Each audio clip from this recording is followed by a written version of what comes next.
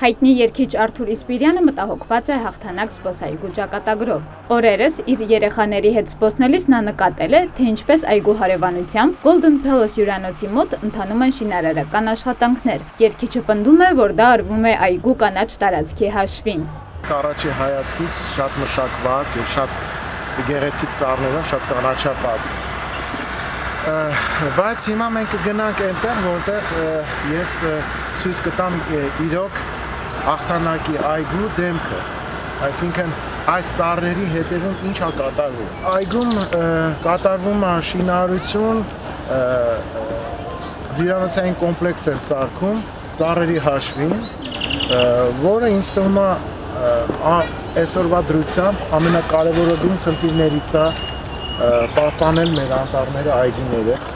Շինարարական աղբը ամբողջովին չի հեռացվում այստեղից, ամբողջովին թափվում է հենց այգու մեջ։ Սա էլ ահավոր տեսարան է, որ այգու մեջ, որտեղ մեր երեխաներն են խաղում, նայեք ինչ է կատարվում այստեղ։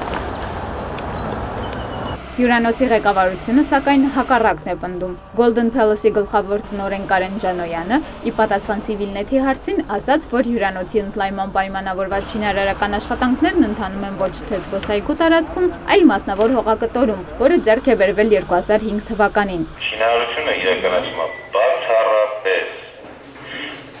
սահմանափակ պատասխանատվությամբ ընկերության սեփականաշնորհված հողային տարածքի վրա։ Շինթույլտվությունը ստացվել է 2013 թվականին, շինթույլտվությունը ստանալուց հետո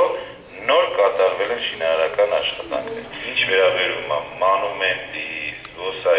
հաղթանակի զբոսայգու կանաչ տարածքին, մենք այդ սահմանը չենք մտնում։ Ծառեր հատվել են ընթացքում։ Ոչ, չեն հատվել։ Ինչ վերաբերում է շինարարական աղբին, հյուրանոցի տնօրենն ասաց, որ իրենց եւս մտահոգում է այդ խնդիրը։ Առաջինը մենք ենք պայքարում նրա դեմ, որ մեր հարակից տարածքը աղբից ազատ լինի։ Մի քանի տարի արդեն ոչ չի գործում այդ տարածքը, այսինքն որպես զուգարան։ Այդտեղ լցված է ինչ-որ։ Ինչ աղբ է։ Տարբեր տեսակի աղբ կա, եւ շինարարական աղբ է, եւ տերևա, այտենց։ Քանի անգամ ասենք զեկուցագրով ներկայացել ենք թաղապետարան, ոչ պետք է դա կամ փակվի, կամ ինչ-որ միջոցներ ձեռնարկեն։ Կոնկրետ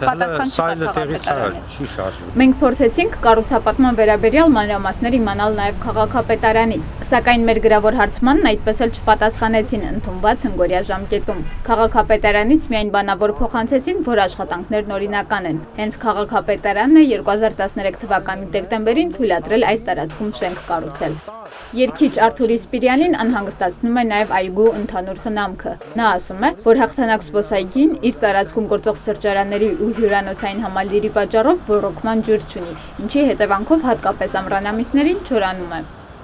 Սրճարաններն ու հյուրանոցային կոմպլեքսը ունեն շատ առատ ջրամատակարար, իսկ այգին, որը պետք է ջրվի, ընդհանրապես ջրամատակարարման մեծ խնդիր ունի։ Ինձ ասեցին, այս աջ կողմը ջրամատակարարման խնդիր այդքան չունի, ինչքան ձախ կողմում ընդհանրապես ջրամատակարարումը գտնվում է ահավոր վիճակում։ Չէ, դե ես չի ասի, որ այգու համար ջուր չկա։ Ճիշտ է, սակավ, շատ սակավ էր ջուրը, անցյալ տարի բարձրաձայնեցինք, դիմեցինք քաղաքապետարան,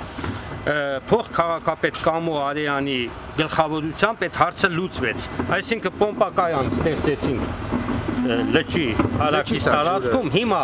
լճի ջուրը մենք տալիս ենք ոռոգման տակ այգուն, դրա համար այգին արդեն վերակենդանանում է, պետք է զգաք, ոչ մի 2 տարի առաջ, ասենք այգին ավելի վատթար վիճակում էր, իսկ հիմա արդեն